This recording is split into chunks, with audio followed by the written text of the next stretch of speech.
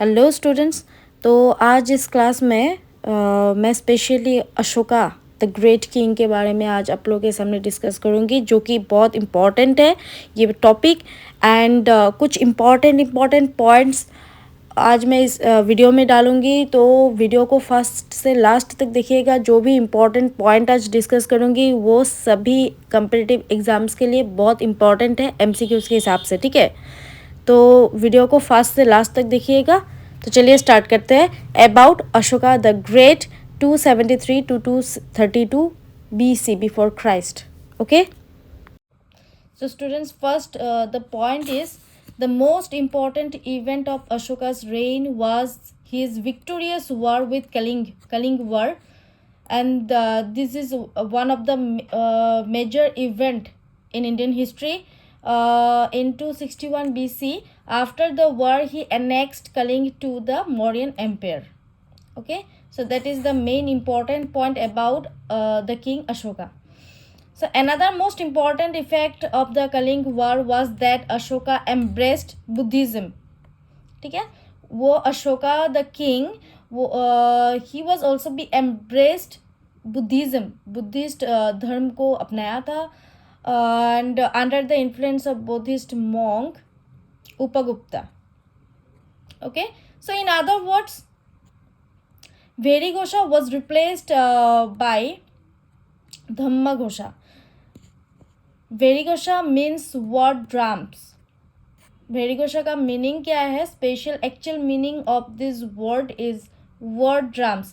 After the war of Kalinga dismayed, Ashoka declared that now instead of Verighosha he would favor in future Dhamma Ghosha, that is drum of Dhamma. So what is the main meaning of Dhamma? In Buddhist Buddhist or in Prakrit, that is called Dhamma, and in Sanskrit language that is called धर्म, जिसको हम धर्म बोलते हैं, ठीक है. So under Ashoka, the modern empire reached its climax. For the first time, the whole of the subcontinent, leaving out of the extreme south, was under the imperial control. So, and he also sent missionaries to the kingdoms of the Cholas and Pandyas, and the first 5 states, past 2 states, the 5 states ruled by Greek kings. Next Ashoka and Buddhism. Ashoka के साथ king Ashoka के साथ Buddhism व Buddhist धर्म का क्या link है, क्या कनेक्शन है? तो फिर पॉइंट्स देखिए. अकॉर्डिंग टू सम स्कॉलर्स, कुछ स्कॉलर्स के हिसाब से, his conversion to Buddhism was gradual and not immediate. Okay, and he also visited, that is Ashoka had visited important places associated with Buddhism like Bodh Gaya, Lumbini, Saranath, Savasti, etc. Okay. Next point, he sent a mission to Sri Lanka under his son Mahendra and the daughter Sanghamitra, who planted there the branch of the original Bodhi tree. And Ashoka convened the third Buddhist council at Pataliputra in 240 BC.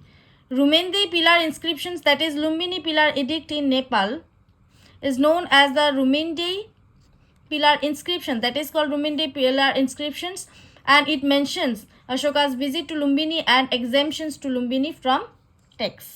Okay, Ashoka's Dhamma, that is Dharma, and the word Dhamma is the Prakrit from the Sanskrit word dharma. So Ashoka's Dhamma cannot be regarded as sectarian faith. Okay, it was a way of life, a code of conduct, and a set of principles to be adopted and practiced by the people at large. He also be appointed as special officers called Dharma Mahamatrasto, speed of the progress of Dhamma, and its broad objects was to preserve the social order it obtained.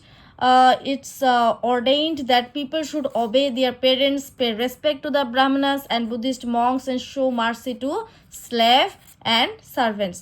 He held that if people behaved well, they would attain Swarga, that is heaven, and he would never said that they would attain Nirvana, which was goal of Buddhist teachings. He did not equate Dhamma and the Buddhist teachings, and Buddhism remained his personal belief. Last point is that Kandahar inscriptions in Ashoka speaks of success his Dhamma policy with the hunters and fishermen who gave up killing animals and possibly took a settled agriculture. So that is the some main important points about the King Ashoka. Okay. Next, major rocks edicts of Ashoka. ये points है कुछ important. अब देख लीजिए. First of the point is major rock edict the one that is, and the content is prohibits animal slaughter. Next, major rock edict the second, descriptions of kingdoms of south, provides for care for man and animals. Major rock edict the third, that is generosity of Brahmins, Yukatas and Rajukas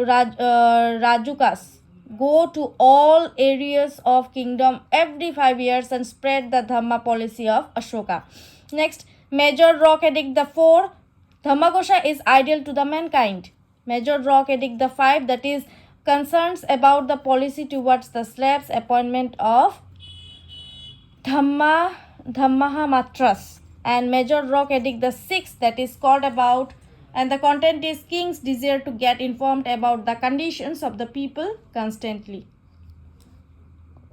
Next, major rock edict the 7, that is request tolerance for all religions. Major rock edict the 8, that is describes Ashoka's first Dhamma yatra to Bodh Gaya and Bodhi tree. Major rock edict the 9, that is condemns popular ceremonies, stresses on Dhamma. Major rock edict the 10, that is condemns the desire for fame and glory, stresses on popularity of Dhamma. And major rock edict the 11th, that is elaborates Dhamma. And the major rock edict the 12th, that is tolerance about the different religious sects. And 12, that is, and the 13 is Ashoka's victory about the Kaling, and Ashoka's victory about the Greek kings and the South Indian kings. Okay.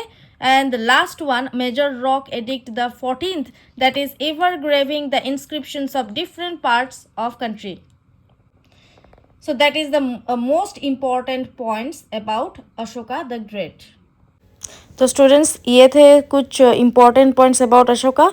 तो video अच्छा लगे तो video को like share and subscribe ज़रूर कीजिएगा. Okay.